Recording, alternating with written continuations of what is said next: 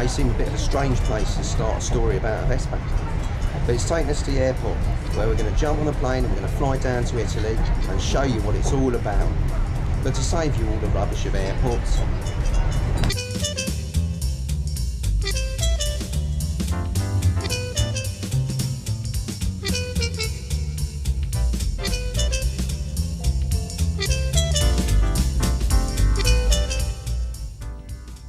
really feels like our Vespa quest has begun now. We're screaming down a 200-year-old road along the Côte d'Azur. Just over the border in Italy, we've got a small little Auto Jumble where if we don't find any Vespas, I'll eat my hat. They're everywhere. The country's obsessed with them. It's a passion the like of which I haven't found anywhere else in the world. Not even England, it's different. It's different here. It's more family orientated maybe. It's more just pure obsession.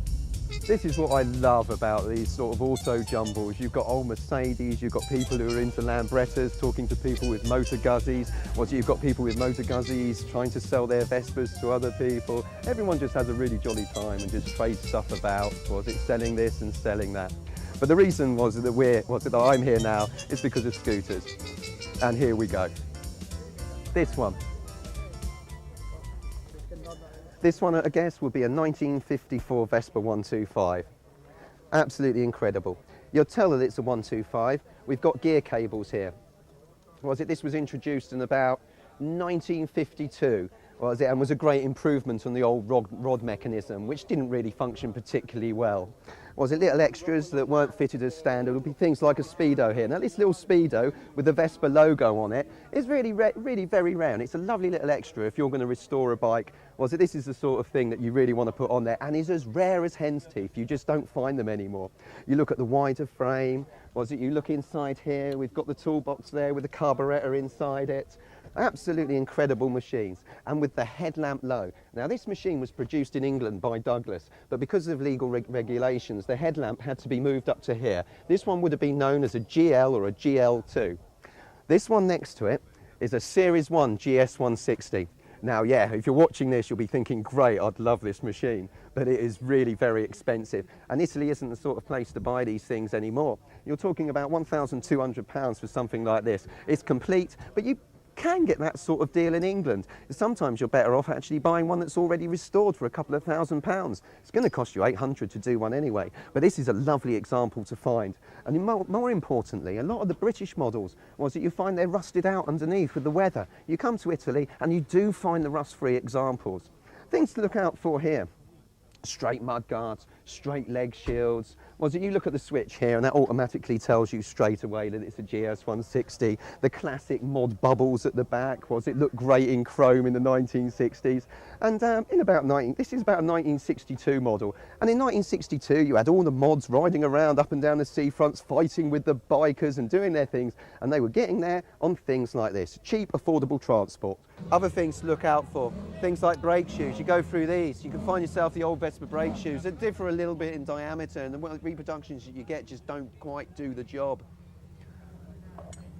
Carburettors, Vespa 50 carburettor, no use whatsoever. Now this is a real rarity, you don't come across these very often. Never made in Britain, never imported into Britain. This is a Vespa 98. It's a later model. We've got the headlamp on the front mudguard, slightly further forward, slightly smaller. If you look here, we've got the gear change mechanism. It's not done by cables. It's actually done by rod linkages. And on the later models, we actually had a protective bar here, to stop the gear change mechanisms being interfered with. This one, the rods actually run through the frame. So I would imagine this one's about late 1948, early 49. The chrome on it as well. Looking at the handlebars, it looks very good. There's a slight little bit of weathering there, but it looks like ancient weathering. The original chrome was of particularly good quality, and I would suspect that these handlebars haven't actually been re-chromed. A GS150 engine. Absolutely amazing. All complete, carburettor, kickstarts on there, all the difficult bits to get hold of. I like this. Got the accessory Speedo here. This is about a 1953.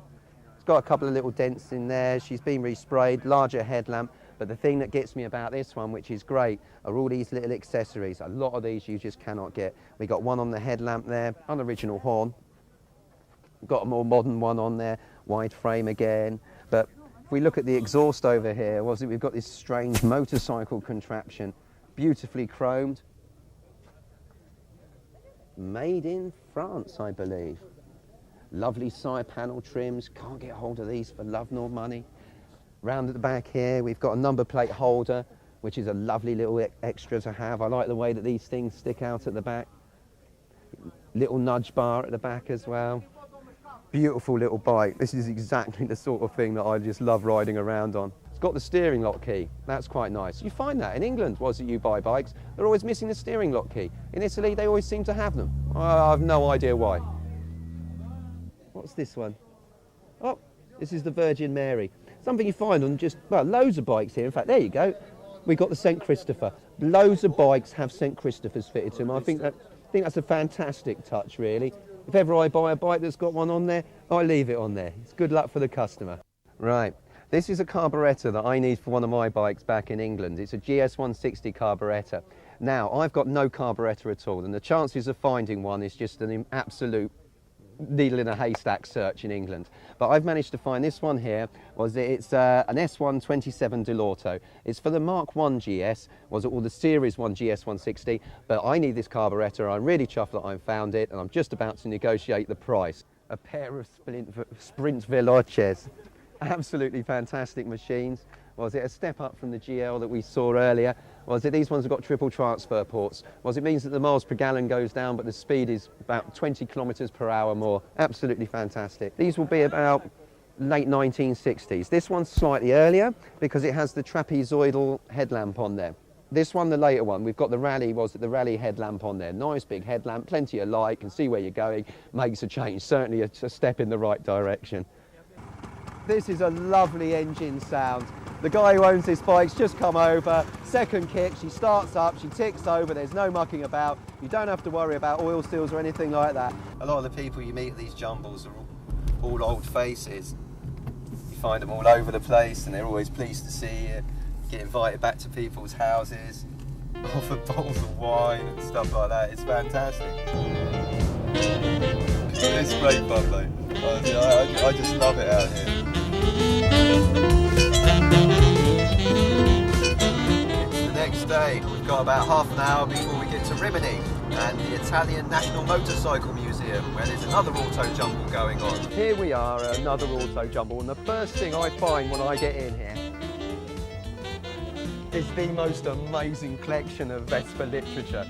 We've got the brand new Vespa Technica manuals over here, which is just absolutely incredible and amazing. And other stuff, you've got so much literature here. You've got Vespa from Milan to Tokyo, a little travel documentary, the workshop manuals, illustrated histories. A couple of the books are in English, most of them are in Italian. It really is worth learning in Italian. I actually learnt my Italian from an Italian workshop manual, and it's fantastic. Ask me how to ask for a cup of tea, I wouldn't know. Ask me the name for a primary drive cog and I'll be able to tell you. This is a 1954-55 Vespa 125.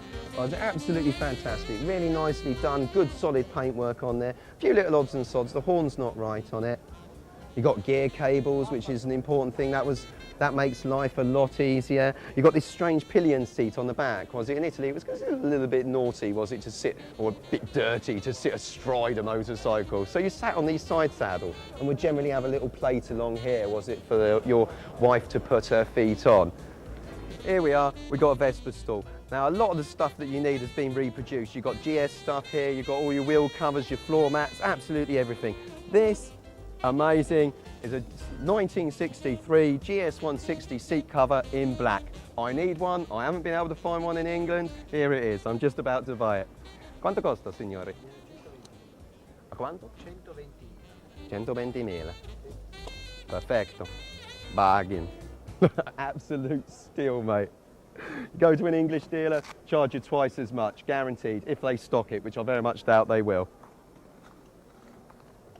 When you're restoring an old Vespa or an old Lambretta, it's the little bits that make the difference, the finishing touches. Restoring a bike 95% is great. You can use it on the road. Get it 100% right and you're going to need this sort of little things. Toolbox buffers, petrol tank rubbers, kickstart rubbers, electrical connectors, speedo bezels. So many people just whack them together without actually putting the speedo rubbers in there. The proper rear light unit rubbers? Everything has been reproduced and it's really good quality. A lot of it absolutely bang on to the original. Really rare badges. We've got stuff here for the 1957 Vespa 150s, the GS badges. It's absolutely amazing. Everything you could possibly want here.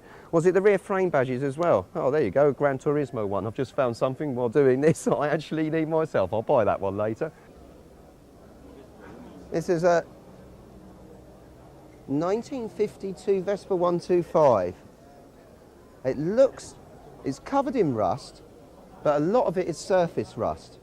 Now, this is the sort of bike that I would go for. You can end up paying 2 or 3 times more for something that's still got a solid layer of paint on it, and the cable's a bit more complete, the brakes work and stuff like that. But if you're looking for a restoration, then that doesn't really matter. It's all going to have to be stripped down anyway. It's all going to have to be shot blasted. All the cables are going to have to be replaced. The stuff, like the headlamp, you don't really need. The problem with this one is the fact it doesn't have a seat. Now, if you're going to an Italian Auto Jumble, you will find a seat. If you had this in England, it would be a complete and utter nightmare. Now, this is similar to the rod type we saw yesterday at the Auto Jumble. And it's got an awkward engine. The engine doesn't turn over. This one is seized. They can be a right pain in the arse. Starting with one of these engines, a bit of a mystery, difficult to get bits for. Seized engine, missing the cowling, lovely side panel. I missed that one. Completely cut away. Definitely a 52 model. Absolutely fantastic. Rear light's missing. But you can buy the rear light, you can buy the front light, it all comes new. You get all the reproduction parts. The stand's all bent and knackered, it's probably the brackets underneath, but they can be bent back. The brake pedal's probably seized? It's not. What a bonus. In fact, cast iron brake pedal, that's interesting. I didn't realise they had them. Overall, if you were looking for a bike to restore, this is the sort of thing you should be going for. Buy something cheaper. Don't bother buying a bike that's going to be halfway decent already. Buy something with the bare bolts because that's all you need to start a restoration. Absolutely incredible. Let's have a look. Let's see if it's got all its bits and bobs. Side panel clips are missing, but that doesn't really matter. They're only little strips of metal. You can make them yourself unless you can get hold of a proper set. Separate rear suspension back here is a nice little touch while we've got the side panel up. Just inside here, you haven't got your integrated unit that came in a couple of years later. No coil, straight out of the Magneto. Nice little bike. I'll be tempted to do this myself. I love these sort of machines and collectors love these sort of machines, but they're just not popular in Britain. It's a shame that they're not because there are still plenty of this sort of thing to get hold of. Absolutely amazing. Another little thing to check with these. Tiny little petrol tank, isn't it? It's great. Put your hand around inside the tank. A little bit rusty, but this is generally a clean bike. Appearances are deceptive. This is your perfect restoration bike if you want to buy one to restore. Somebody used this, back in the 1950s, to go to parties, to get to work, to do their job, to get on, to mobilise Italy. Italy was saved by these. This very model. That's outrageous, isn't it, really, at the end of the day? Well worth getting hold of and well worth restoring. I wish they were more popular in England. I really do. I see Lambrettas all day long. The old Vespas, well worthy. Look, the way they're put together, the way the frame pressings go together, the design hasn't really changed that much in 50, 60 years. It's incredible. What a design feat. Look at this. We've got your standard Vespa 150 here. You've got the original colours. Look at these lovely stickers down the side here. I think that's absolutely fantastic. Seriously, if I see one more scooter in Britain with a Union Jack on the leg shield, I'm sure I'm going to fall into a coma. These badges, interestingly, in England, you pay an absolute fortune for them. You get exactly the same in India. Was it? They produce them in India, and you get all the rivets that are really difficult to get hold of, running in instructions with barrage on the bottom, but you can just cut that bit off. But the whole kit and caboodle, 10p. You think how much you're paying back at home. Original colours, very tidy, no rust on it. This is a very interesting machine. The more I look at it, the more I like it. It looks like it runs. As per usual, it's got its steering lock key and everything's there. Good condition. Incredible. Yeah, incredible. What we've got here is the historical document. This bike's actually registered as a historic vehicle, and when you look at the original condition of it, you can understand why. Original paintwork, loads of everything completely standard. Yeah. Conservate, sì, molto originate. Conservate is original, and that's fantastic. In this photo, you can see here, you get issued cards. Issued little cards or a little plaque that you can actually put on your bike with the Registro Storico. This is about a 1955, 1960. Now, something to look out for when you're buying a Vespa. Little chips here on the top of here, on the top of the leg shield trim. That generally denotes that your steering stops have gone. Yes, they have. That's an MOT failure in England and can be a particularly tricky and awkward thing to do. If you know what you're doing, it doesn't take too long. If you don't know what you're doing, it can take forever and you can really balls it up. Oh, look at this. Very nice. Another very standard, very original, not original paintwork, it's been blown over, but it's very straight. Vespa 150. Lovely saddle on that. I've never had one like that before. Running strips completely gone, but that's the sort of thing you replace anyway. But look here.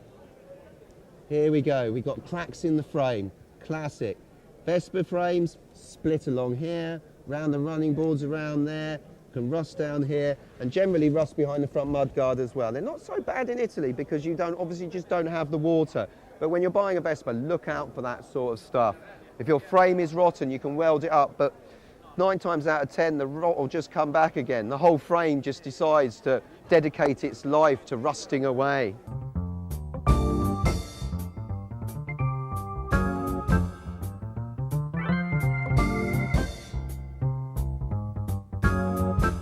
The day is done. I'm absolutely knackered, but the day is finished and I've managed to acquire absolutely every single piece that I need to restore my 1963 GS160, which I'm building into a copy of a dealer special called an Eddie Grimstead Hurricane. The parts have cost me a fraction of the cost that I would have been paying in England, and they were there on the shelf in a market. Absolutely fantastic. I would say that if you were restoring a couple of Vespas, it may even be worth your while just to come on holiday down here and just see if you can pick up the parts that you need. If you don't, bad luck, at least you tried. If you do, you can cover the costs of your holiday. This is the sort of adventure that is worthwhile for anyone, any die-hard scooterist, any Vespa owner. Lovely seeing all those old models, the old 52 and the old 53, the good restoration projects, the ones that had already been restored. Absolutely fantastic. Something of interest for absolutely everybody. And for any Vespa owner, Italy at some point, at one time in your life, even if it is only once, come down here and see what it's all about. It really is a completely different ball game. It's more fun, it's more lovely, it's more friendly, and most importantly, it's cheaper and sunnier.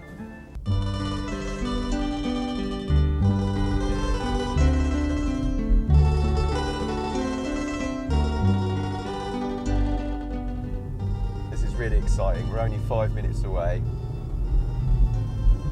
from seeing a private collection of an alright guy, and that just goes to show how passionate people are in this country about their scooters. It's obsessional and it's hilarious and it's great. I've absolutely no idea what we're going to find in here at all. This is one garage of 5 apparently. What are we going to find? Oh my God, look at that. That is absolutely incredible.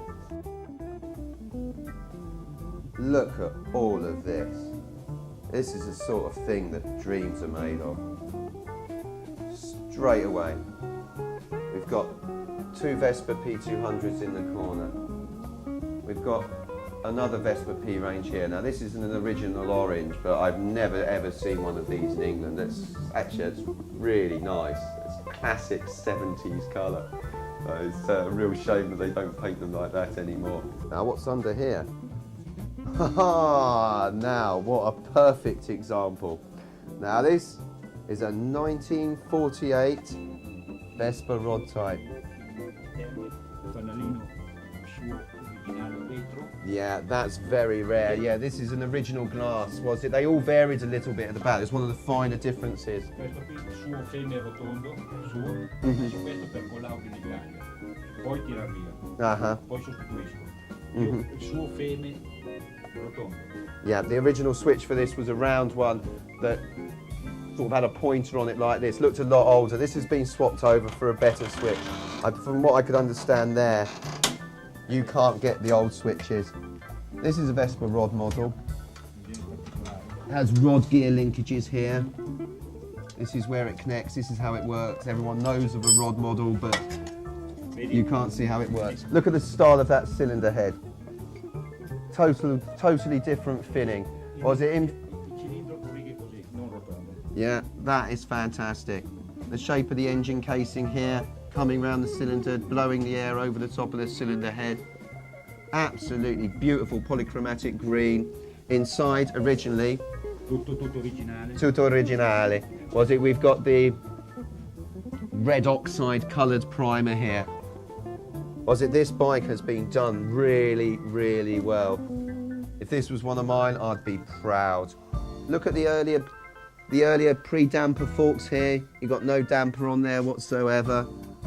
No seam down the front mudguard. Tutti i viti originali, non tutte le sue originali. All the nuts and bolts are original. Everything, even the little nuts down here have all been nickel plated. Tutti i suoi rivetti, non viti, ma tutti i suoi ribattuti, le viti sue originali, tutto. Yeah, that is beautiful. All the rivets underneath, nice job. Very good. Here we are. We're just approaching Pontedera and the hallowed territory of the Vespa factory. It's a very exciting experience. I can't believe we're actually going to be here. Pontedera started producing Vespa scooters in April of 1946 and has constantly and consistently been throwing out the best scooters in the world for the last 56 years. A testimony to the incredible history of the Vespa scooter. Piale Rinaldo Piaggio. I guess we must almost be there.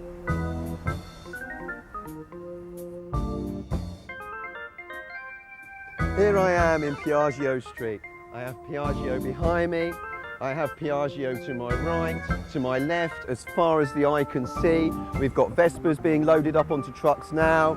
This is where it all began. This is where it carried on. This is where it is happening now. And goodness knows when it's going to stop. This is really exciting. Let's go.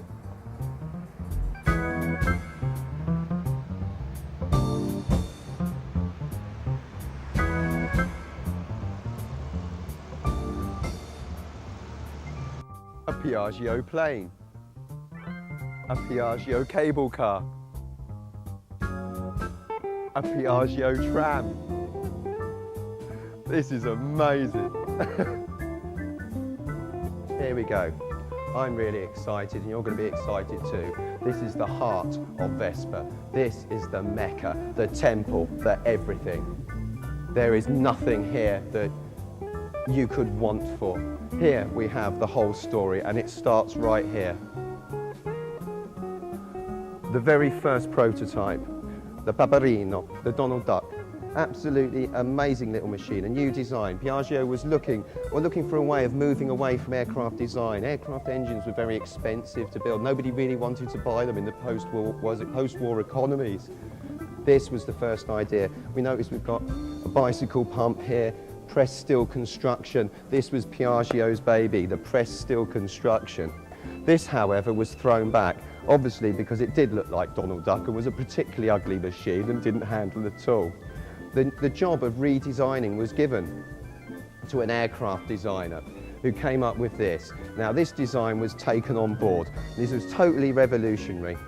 If we look here, we've got the front fork set up. Now, this wasn't really to change too much up until the present day. Refined, certainly, and a lot better. But the whole idea of actually having almost this aircraft landing gear type setup with the wheel that could just be taken off was absolutely fantastic. Air cooling through the side panels here. Well, that was something that was done away with as well. But we have the precursors here. We have little aluminium floor strips here, which we're going to be repeated in later models, which we'll get to a little later. But certainly the whole concept of Vespa was there right from the start. Now, if we notice, on the front here, we actually have the emblem. Now, this is the old aircraft company, was it the old Piaggio aircraft ancestry coming out here.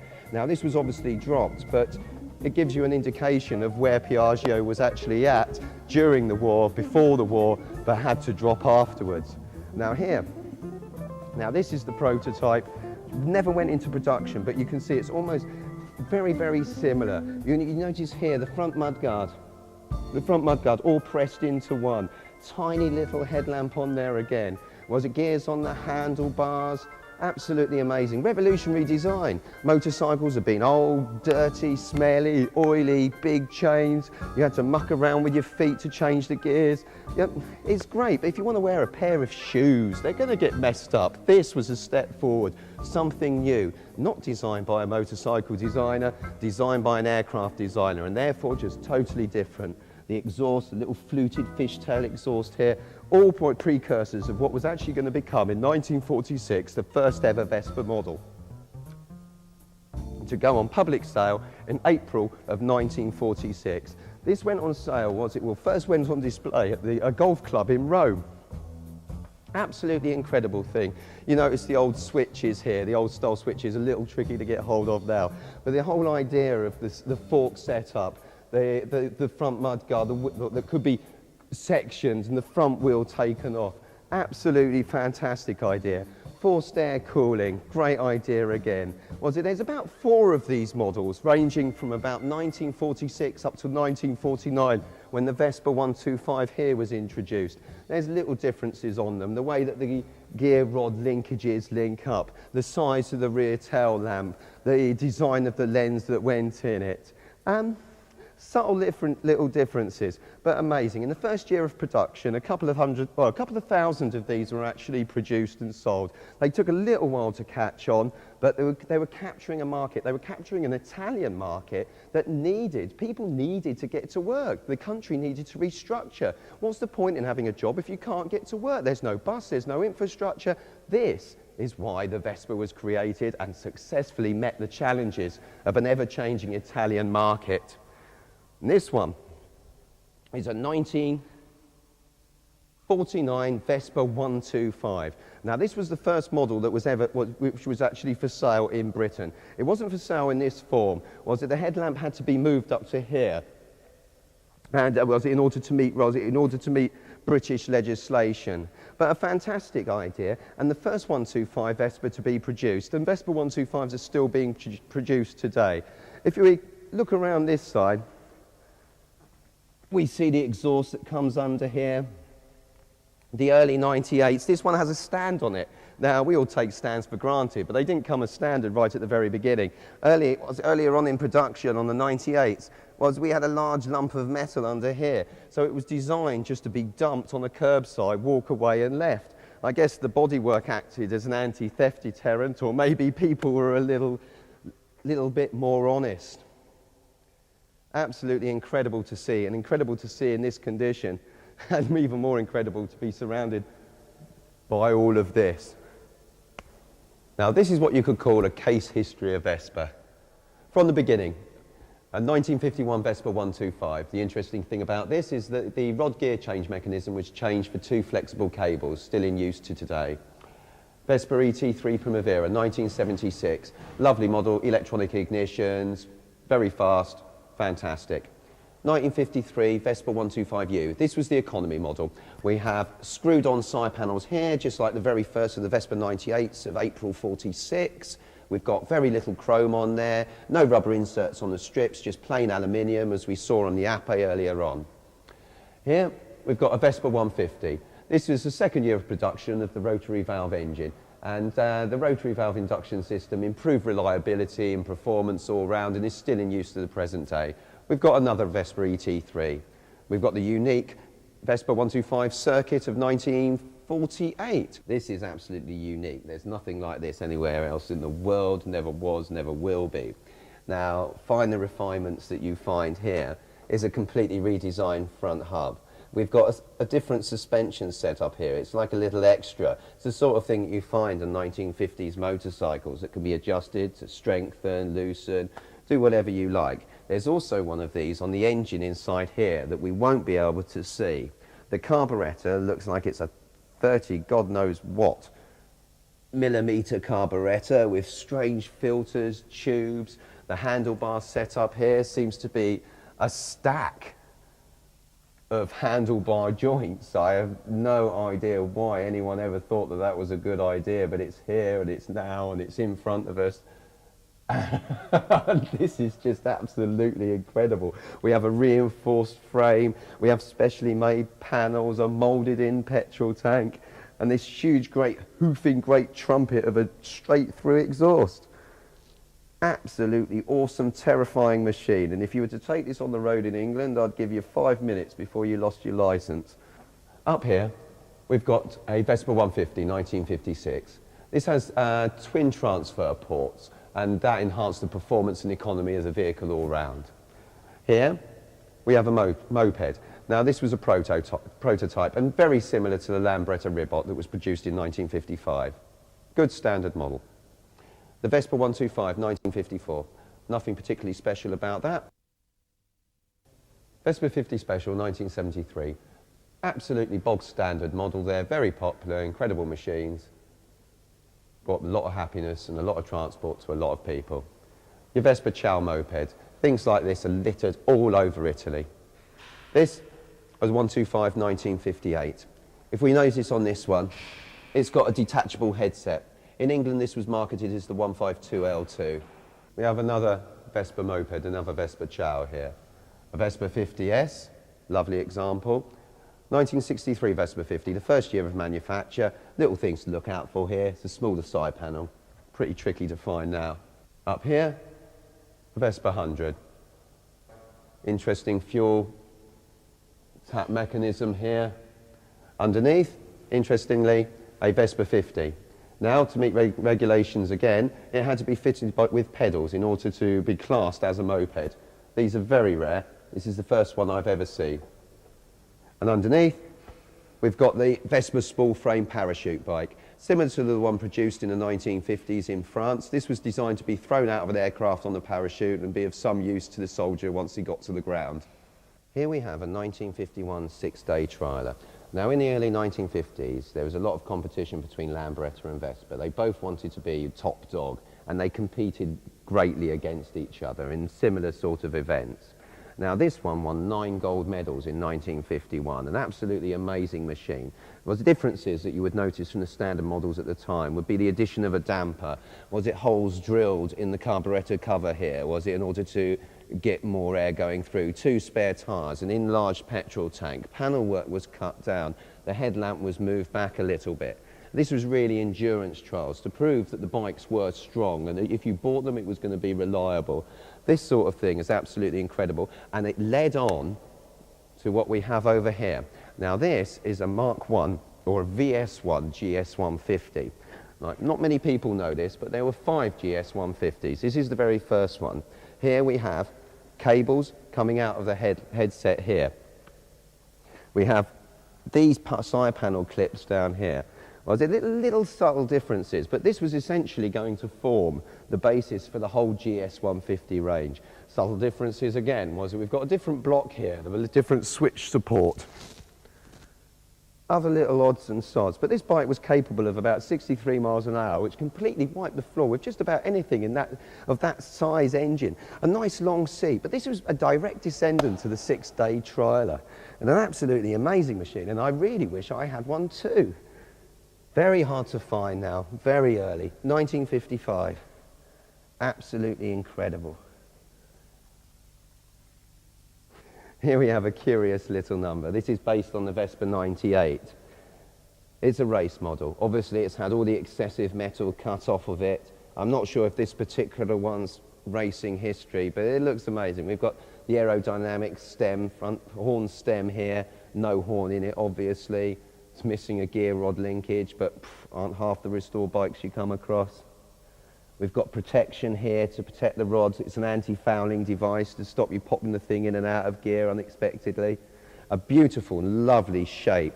Even though this is a race machine and really there just to function, they've actually, Piaggio have taken the trouble to put the grooves in, to cut it, to give it a beautiful line, to make the thing look good as well as work well. That's incredible, and that's Italian technology all over, and half the reason why these things became so popular. 1950. This is an endurance rider. This was actually used in Montellerie in France to achieve loads of speed records and endurance records. It managed to travel at 100 miles an hour for over an hour, was ridden for 10 hours continuously. This is all in the name of proving the reliability of the Vespa, and anybody who owns one now will know that it was worthwhile doing. Absolutely incredible machine. I'd love to have a go on it. Straight through exhaust here, modified ignitions, cowlings, obviously the bodywork here in order to make things more aerodynamic. It was a very popular stunt. I mean, it was in Montellerie in France that Lambretta a year later succeeded in getting a 125 Lambretta to do 125 miles an hour, ridden by Romulo Ferri. Absolutely the most awesome classic racing Vespa I have ever seen in my life. Until I saw this one. Similar speed trialer, all aerodynamic. If you look at this, the amusing thing that springs to mind automatically is the fact that it wouldn't stand up on its own. After some poor chap had been sat in here careering around with a Vespa engine running at about 10,000 revs right next to his backside for hours and hours and hours, he was to be rewarded by falling over on his side as soon as the competition was completed. An undignified end, but records were broken, and the reputation of Vespa as not just a fast, a speedy, but a reliable company as well had already been established from this point. This is the origin of Piaggio. During the Second World War, they produced engines. Engines for a 4-engine bomber, which we have in this cabinet here.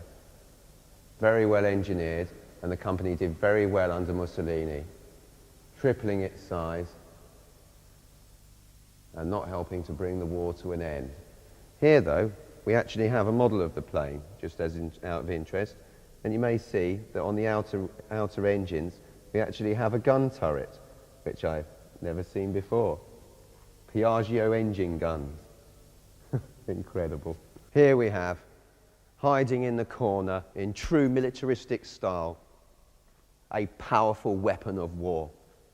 The bazooka-carrying Vespa had the capacity to blow not one but 2 legs off a small donkey. Its road handling abilities, absolutely legend. The famous Vespa bazooka carrier, made in France, Acme Paris. This was used by the French military. I'm not exactly sure why. Obviously, we're carrying a bazooka. We've got the tripod on the front here. We've got our cartridges on the side. We've got a little trailer here, which is really cute. The French were obviously not trying very hard to ever win a war again. The handling abilities of this must have been absolutely atrocious. I just can't see how it would go down the road. I personally wouldn't want to ride one myself unless I was in a private car park with no other vehicles anywhere near me. But I guess if you were a squaddy, it would have been a bit of a laugh. Here we have a 1967 Vespa SS 180. You can tell it's an SS 180 by the side panels, the petrol tank. This one's obviously had a few modifications. This was a special that was built for a film called Dick Smart. It was a one-off construction. It obviously doesn't fly at all. If it did, I don't think you'd find anyone who'd be prepared to get in it and try. It's absolutely crazy construction with all its levers and computer screens. We have buttons here for harpoon guns, radar, bombs, propellers, takeoff, going down, missiles, rear firing exhausts, the head of a tortoise. Absolutely wild. And on the top, on the headset here, we've got a radar screen with all its pointers. Absolutely insane. We've got an interesting curio over here. Past the Piaggio 400cc car, past one of the earlier Ape. Interestingly, everyone knows Vespa means wasp, Ape means bee.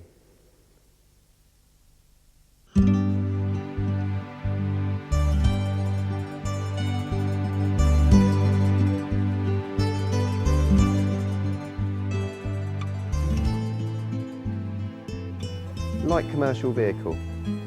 Fantastic. Got a lot of businesses going.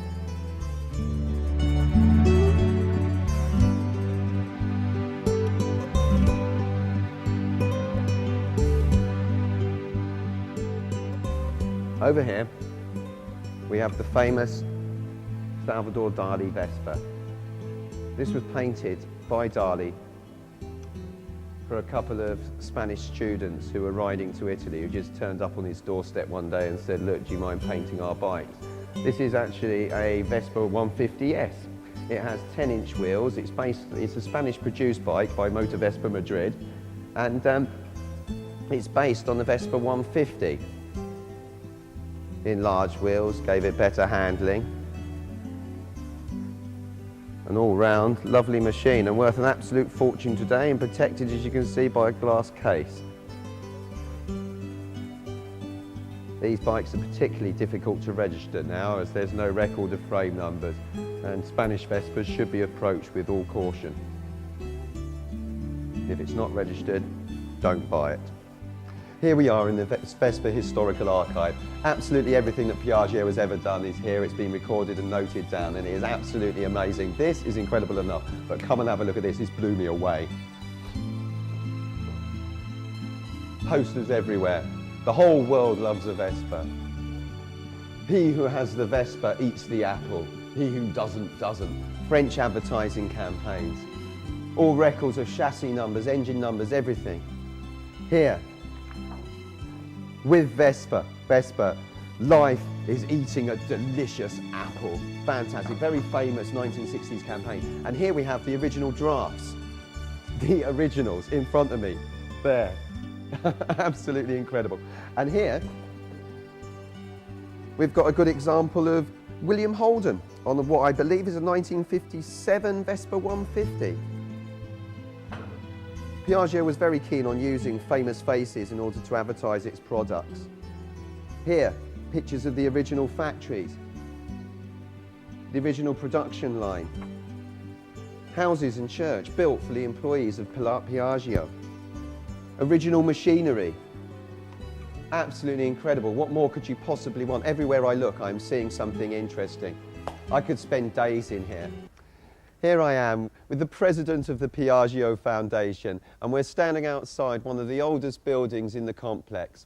If we look up here, we can see the old symbol of Piaggio, and you can see its aeronautical history. We have an aero engine with the wings either side, very similar to the symbol that we saw on the front of the Paperino and the very first prototype of the Vespa 98. We're just about to go inside now. Now, this building was used for the construction of Vespas up until only 2 years ago. Let's go inside.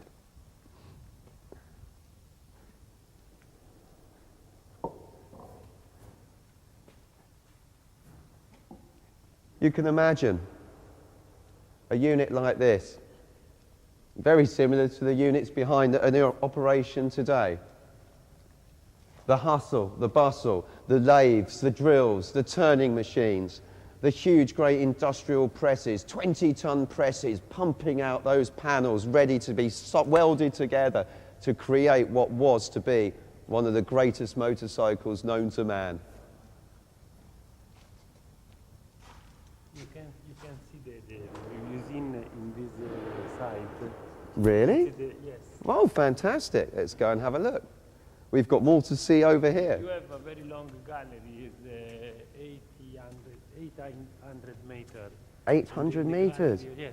My goodness. We're just about to have a look at galleries that are 800 meters long. This gallery goes on for 800 meters. It's partitioned off now, but on the other side of this partition, Vespa production is continuing now, and you can hear the rumble and the clank of machinery. You can see the little...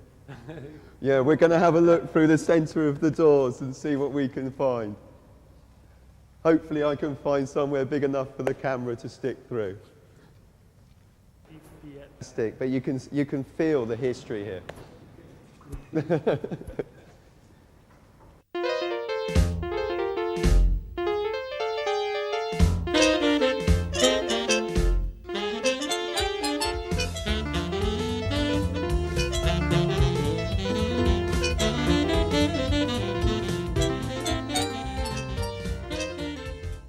We can still see all the pipes running across, all the cabling, old brackets from the conveyor belt, gas tubing, water piping. You can still hear, the electricity cables run straight through here. They must be an incredibly high voltage because you can still hear them humming.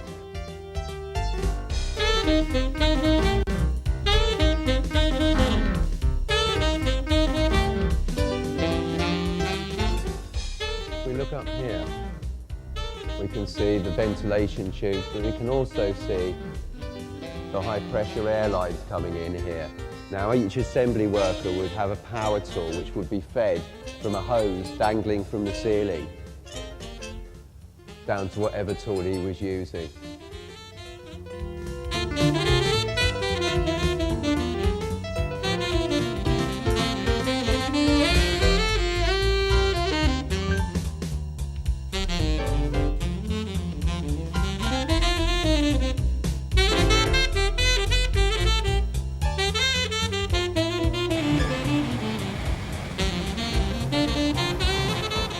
Driving down these beautiful winding roads on the trail of a Vespa club.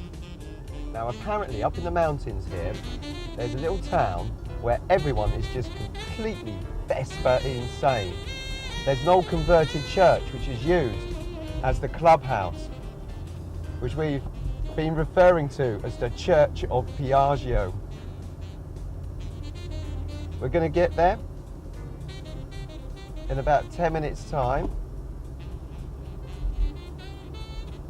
and just see exactly what a small Italian town obsessed with Vespas is actually like. I'm sure just about every single town we've been to so far has been a town where everyone's obsessed with Vespas. But this one sounds special and has a reputation. So fingers crossed we're going to be in for a treat. This is it. The fabled town of Ariole.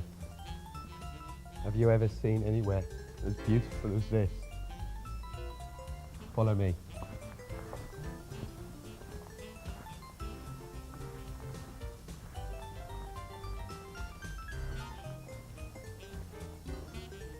Our quest has led us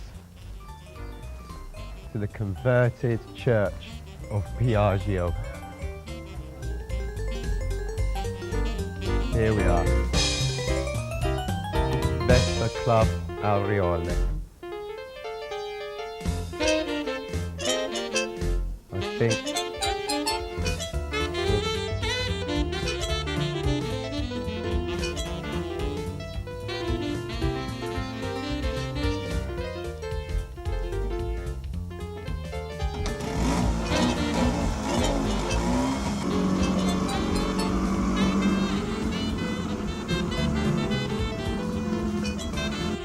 only been here a short time and everyone's excited about us being here to look at Vespas. We're just being taken to a house now which is full of Vespas, posters, memorabilia, and it's in the old part of town.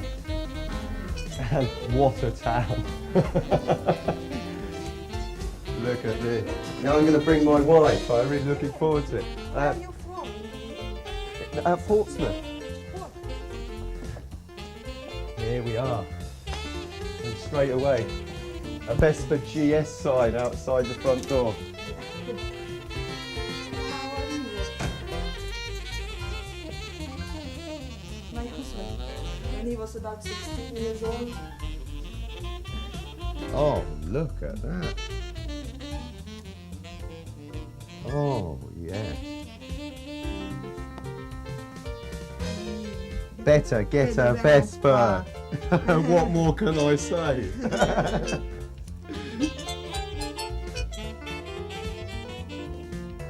French roulette Vespa.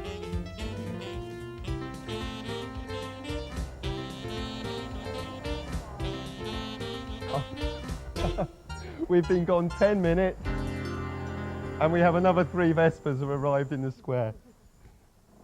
There's still the same 2 gentlemen sitting outside the church. This is all part of the fun of owning a Vespa. The rear brake pivot sees. But with a bit of a hammer and some determination and a few grins and everyone giving their opinions, the bike seems to be okay now. I've just been lent a Vespa, a 1959 Vespa, and we're just about to go round town. This is what it's all about. What an absolute scream! There we go, a hairpin bend. Watch how that Vespa takes it in its stride.